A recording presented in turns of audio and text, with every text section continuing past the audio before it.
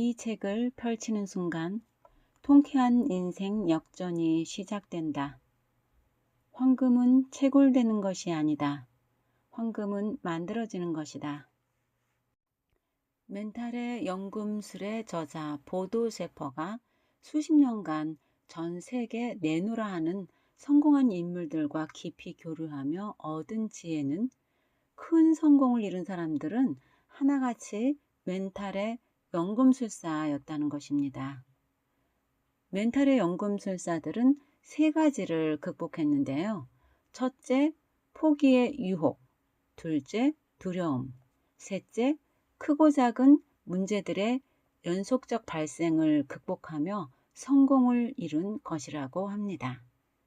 20대 신용 파산자에서 30대 백만장자로 날아오른 보도 셰퍼와 지혜로운 멘탈 연금술사들의 조언을 들어보도록 하겠습니다.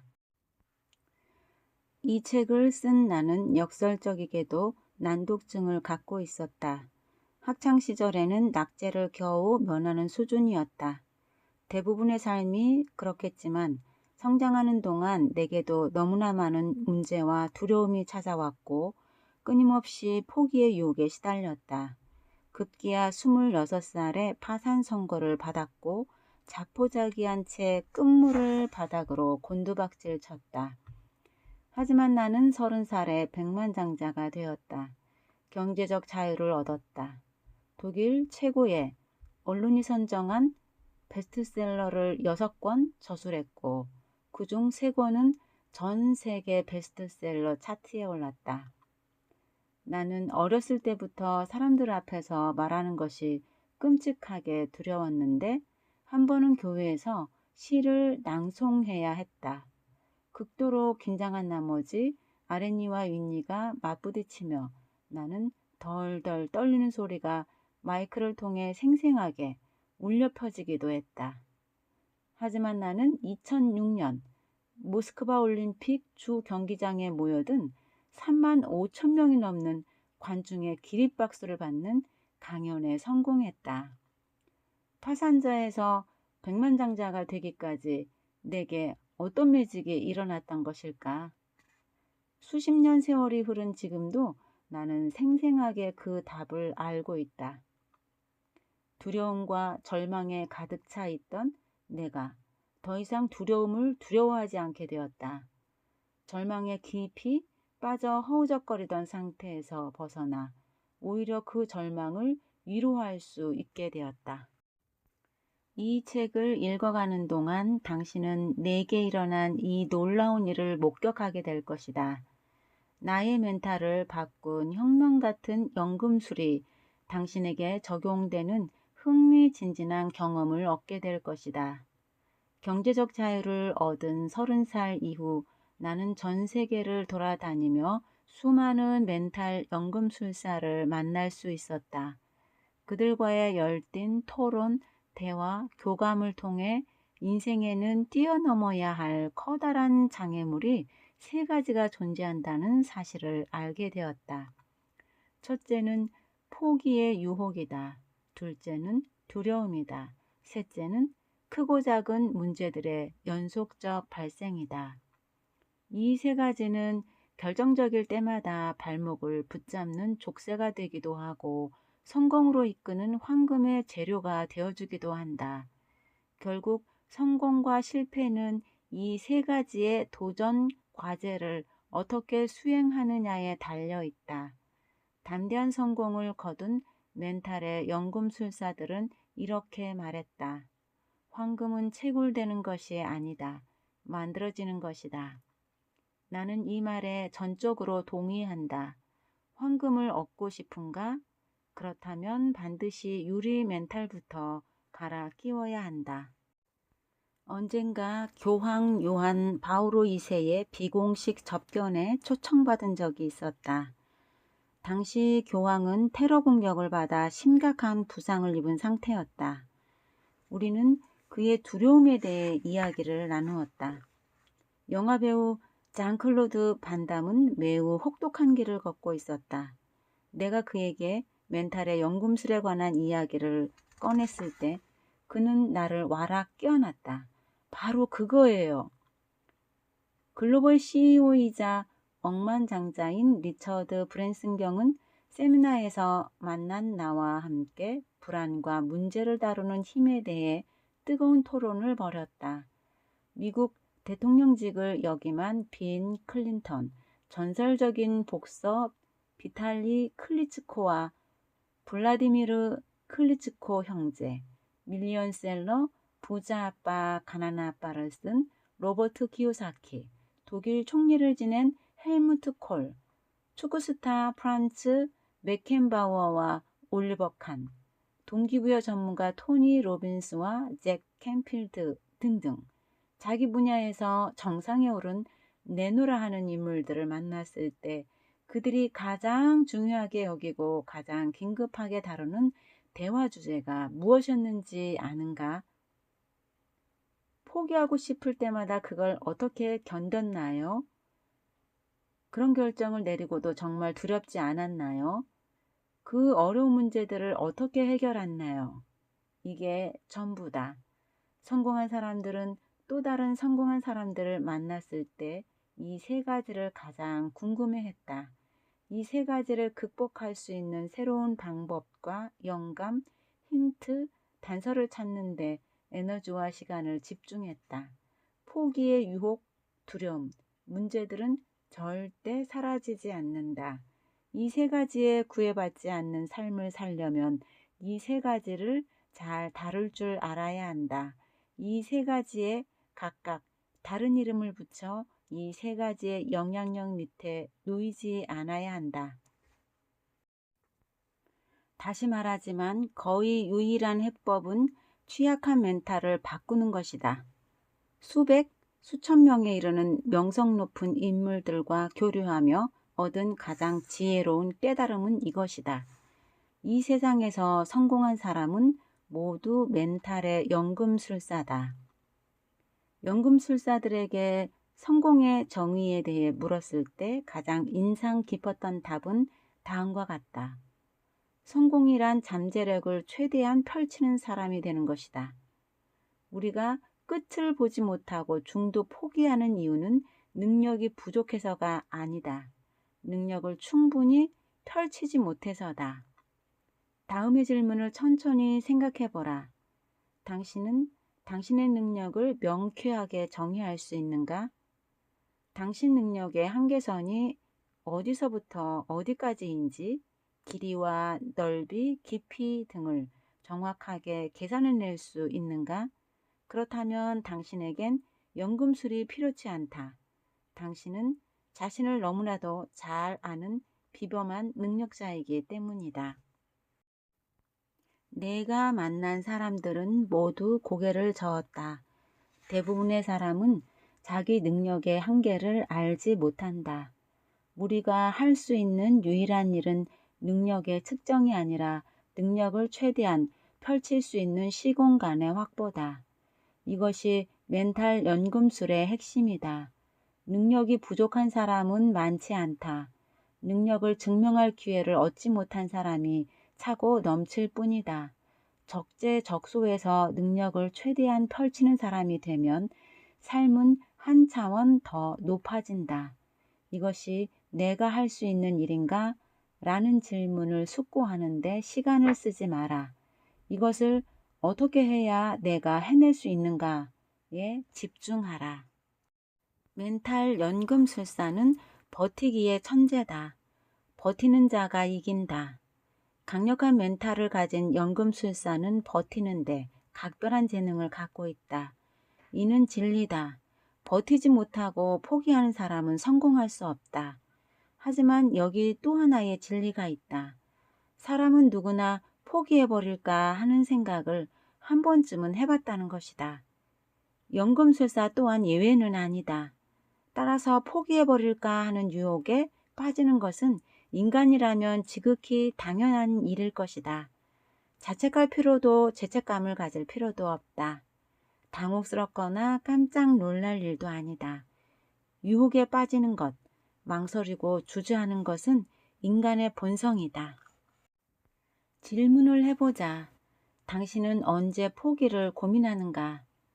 처음에 품었던 기대치와 다른 상황에 놓일 때일 것이다. 그래서 몹시 실망스러울 때일 것이다. 모든 일이 더 빨리, 더 쉽게, 더 멋지게 진행되지 않을 때일 것이다. 곰곰이 생각해보면 지금껏 당신이 포기해온 것들은 모두 이와 똑같은 패턴을 갖고 있을 것이다. 강력한 리더십의 소유자였던 윈스턴 처칠이 이렇게 말했다. 절대, 절대, 절대 포기하지 마라. 유감스럽게도 처칠의 이 유명하고도 열정적인 권유는 더 이상 21세기를 살아가는 우리의 가슴을 뜨겁게 달구지 못하는 것 같다. 무조건 포기하지 말라는 외침보다는 내가 만났던 연금술사들의 다음과 같은 제안이 포기의 유혹을 무력화하는 데 더 큰 도움이 될 것 같다. 버텨라. 그러면 기회가 찾아올 것이다. 세상에서 가장 어려운 일이 무엇일까? 이기는 것이다. 좀 더 정확히 말하면 예상대로 착착 진행되고 맞아떨어져 쉽게 이기는 것이다. 세상에 이보다 더 어려운 일이 있을까? 그래서 우리는 대부분 중도에 포기하고 주저앉는다. 분명 버티기는 포기보다 어렵다. 하지만 쉽게 이기는 것보다는 쉽다. 나아가 쉽고 빠르게 이긴 사람보다 버티면서 기회를 얻어 이긴 사람이 세상에 몇만 배는 더 많다. 성공한 셀럽들을 보라. 그들은 대부분 길고 긴 무명의 시간을 버텨낸 사람이다. 전 세계에서 1000만 부 이상 판매된 나의 첫 책도 처음에는 57군데 출판사에서 거절을 당했다. 그 거절을 버티지 못했다면 나는 작가로서 아무런 명예도 얻지 못했을 것이다. 마침내 승리의 인터뷰나 수상소감을 전하는 사람들의 80% 이상은 파란만장한 시간을 버텨낸 감격의 눈물을 보인다. 연금술사들은 말한다. 버티는데 성공하는 것, 이것이 성공의 정의이고 진정한 승리다. 나는 지금 당신이 어떤 상황에 처해 있는지 알지 못한다. 어쩌면 당신은 포기하기 직전에 마지막으로 이 책을 집어들었을 수도 있다. 진심을 다해 당부한다. 버텨라. 포기하고 무대 뒤로 사라지면 다시는 무대에 설 기회를 얻을 수 없다. 이기려고 애쓰지 마라. 버티는 데 집중하라. 버티면 힘이 붙는다. 힘이 붙으면 이긴다. 여기서 포기할 것인가를 대신해 여기서 어떻게 더 버틸 것인가를 생각하라. 그것이 현명한 사람의 선택이다. 포기를 고민하는 것은 당신에게 상처를 주고 버티기를 궁리하는 것은 당신에게 답을 주기 때문이다. 인내심은 우리 삶의 기초 체력이다. 하지만 인내심을 갖고 버틴다고 해서 모든 일이 저절로 굴러가지는 않는다. 특정한 진로를 결정했을 때는 기다렸다는 듯이 문제들이 나타난다. 숙고와 결단 전에는 보이지 않았던 짐작도 못했던 난관들이 차례차례 모습을 드러낸다. 이것이 곧 인생에서 걱정과 두려움이 사라지지 않는 이유다. 걱정은 인간을 무력하게 만든다. 무력감은 모든 것을 파괴한다. 걱정과 두려움은 파괴적인 힘을 지니고 있다. 흔히 우리는 동료에게 이렇게 말하곤 한다. 나 지금 걱정이 있어. 앞으로 이런 말은 다음으로 대체하라. 나 지금 해결해야 할 문제가 있어. 걱정은 있는 것이 아니라 하는 것이 정확한 표현이다. 즉, 걱정은 존재하는 대상이 아니다. 존재하는 것은 해결해야 할 문제, 갈등, 실현, 난관 등이다. 걱정은 허공에서 생겨났다가 허공으로 사라진다. 존재하는 대상을 정확하게 가리키는 습관을 들이면 걱정이 획기적으로 줄어든다. 걱정은 하룻밤 사이에 태산처럼 커졌다가도 1초 후 신기루처럼 싹 없어지기도 한다. 걱정에 대처하는 유일한 자세는 쓸데없는 걱정을 하지 않는 것이다. 걱정하지 마라. 당신이 걱정하는 일들 중 90%는 일어나지 않는다. 귀에 못이 박히도록 이런 말을 들었을 것이다. 맞는 말이다. 하지만 이 말이 우리의 걱정을 줄여주지는 못한다. 최소한 10%는 걱정하는 일이 벌어지니까 말이다. 쓸데없는 걱정이나 두려움에 사로잡히지 않으려면 그 걱정과 두려움이 쓸데없다는 것을 명확히 인식할 수 있어야 한다. 연금술사들은 말한다. 두려움에서 벗어날 수 있는 유일한 길은 두려움을 두려워하지 않는 수준까지 멘탈을 끌어올리는 것이다. 어떻게 해야 이것이 가능할까? 첫 번째 방법은 이미 말했다. 걱정이 아니라 문제를 직시하는 것이다. 둘째, 걱정과 두려움을 다루는 방법이라는 리스트를 만드는 것이다. 걱정이 망상으로 변해 숨도 못 쉬던 내게 어느 날 코치가 작은 노트를 건네며 말했다. 이 노트에 지금 자네가 가장 두려워하는 것이 무엇인지 적어보게나. 그리고 그게 왜 두려운지도 기록해봐. 가장 큰 두려움에서부터 사소한 걱정까지 낱낱이 적어야 해. 내가 가진 가장 큰 두려움은 미래에 대한 불확실함이었다. 그런데 노트에 미래에 대한 불확실함이라고 쓰고 나자 뭔가 마음에 들지 않았다. 미래에 대한 불확실함? 이거 너무 추상적이잖아. 나는 돈이라고 쓴 다음 그 옆에 웃음거리라고 적었다. 별 경험도 없고 안정적인 투자금도 확보하지 못한 상황에서 사업을 하겠노라 큰소리 빵빵 쳤다가 한없이 쪼그라든 나를 내가 아는 모든 사람이 손가락질하며 비웃는 것 같았다. 쥐구멍에라도 들어가고 싶은 심정이었다. 다시는 문 밖을 나서지 못할 것 같았다. 웃음거리, 조롱거리가 될 걸 생각하니 이루 말할 수 없이 참담한 심정이었다. 그런데 약간 여유를 찾은 상태에서 웃음거리라 적고 이를 들여다보니 약간 웃음이 났다. 사람들이 나를 비웃는다고? 그런 사람도 있겠지. 하지만 그런 사람은 앞으로 내 인생에 도움이 되지 않을 테지. 안 만나면 그만이지 않은가? 두려움의 가장 큰 원천이었던 돈과 웃음거리가 생각보다 큰 두려움이 아니라는 사실을 발견하고 나자 숨통이 트였다. 그리고 나는 두려움과 걱정의 목록들을 정리해 나가면서 점점 명확한 깨달음을 얻었다. 두려움 때문에 꼼짝도 못하는 상황이라도 꼭 여유를 먼저 챙기자. 연금술사들은 말한다. 두려움은 용과 같다. 무시무시해 보이지만 실존하지는 않는 용 말이다. 당신이 작성한 두려움의 목록은 매우 유용하지만 두려움을 완전히 제거해주지는 못한다. 하지만 두려움이란 용은 빈틈이 많다. 빈틈을 잘 공략하면 두려움을 완전히 없앨 수는 없다 하더라도 두려움을 잘 길들여 더 이상 두렵지 않은 것으로 만들 수 있다. 세상 모든 장애물을 황금으로 만들어라. 삶은 우리를 벌 주지 않는다. 문제가 발생할 때마다 곧장 문제 해결에 나서는 것이 최선이다. 망설이거나 자기 연민에 빠져 시간을 허비하지 말라. 이는 아무에게도 도움이 되지 않고 에너지만 허비할 뿐이다. 자신을 무력한 피해자라 여기지 않는 것도 매우 중요하다. 자신의 운명을 극적으로 묘사함으로써 타인의 연민을 구하지도 말라. 당신이 원하는 것은 연민이 아니라 존중이니까.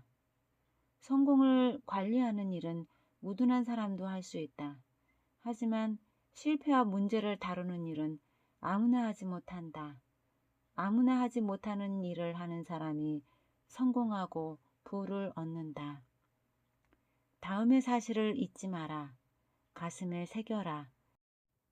누군가에게 책임을 떠맡기면 더불어 그 사람에게 권리도 맡기는 것이다. 당신 삶에 대한 권리는 당신에게만 있다. 당신의 문제를 어떻게 다룰지 결정하는 것은 오직 당신만의 권리다. 문제에는 다음에 세 가지 유형이 있다. 첫째, 당사자가 직접 통제할 수 있는 문제다. 이 경우에는 습관을 바꾸면 문제가 해결된다. 예를 들어 정해진 액수의 돈으로 잘 살아갈 수 있느냐의 문제는 절약 습관과 낭비 습관에 달려 있다. 이는 온전히 당사자의 영향력 안에 있는 문제다. 둘째, 당사자가 간접적으로만 통제할 수 있는 문제다. 이 경우에는 자신의 통제 영역을 확장시킴으로써 문제를 해결한다. 셋째, 당사자가 전혀 통제할 수 없는 문제다. 이러한 상황에도 자신의 내면적 상태, 즉 자신의 감정이나 반응은 통제할 수 있다. 가장 좋은 것은 여유 있는 미소를 유지하는 태도다. 문제를 피하지 말고 문제에서 빠져나오기 위한 변화를 모색하면 계속 찾아들었던 시그널들이 어느 순간 사라졌음을 알게 될 것이다. 연금술사들은 말한다. 삶은 우리를 벌 주지 않는다. 다만 우리를 가르칠 뿐이다. 불가능한 것에 접근하는 사람에게는 경쟁자가 없다. 모두가 현실에 안주하고자 할 때, 모두가 변화와 도전을 꺼려할 때 이에 접근하는 사람에게는 경쟁자가 없다. 경쟁자가 없어 독주하는 승자가 된다. 내가 만난 멘탈의 연금술사들은 이렇게 말했다. 문제를 하나하나 해결해 나간다 해도 삶은 결코 수월해지지 않을 것이다. 다만 당신은 점점 이기기 어려운 상대가 될 것이다. 멘탈의 연금술사들은 각 계단을 오를 때마다 각기 다른 어려움이 주어진다는 사실을 흥미진진하게 여긴다. 그들은 자신이 점점 높은 차원의 문제들을 해결해 나갈 것이라고 기대한다. 그리고 이 기대감은 그들의 자존감을 한껏 드높인다. 처칠 영국 수상은 이렇게 말했다. 절대로, 절대로, 절대로, 절대로 포기하지 마십시오. 여기까지 들어주셔서 감사합니다. 이 책은 용기를 주는 좋은 문장들로 가득 차 있는데요. 힘들 때마다 읽으면 마음을 회복하게 해줄 수 있는 좋은 책이니까요. 소장하시면서 주기적으로 한 번씩 읽어보시면 좋을 것 같습니다. 감사합니다. 여러분은 사랑입니다.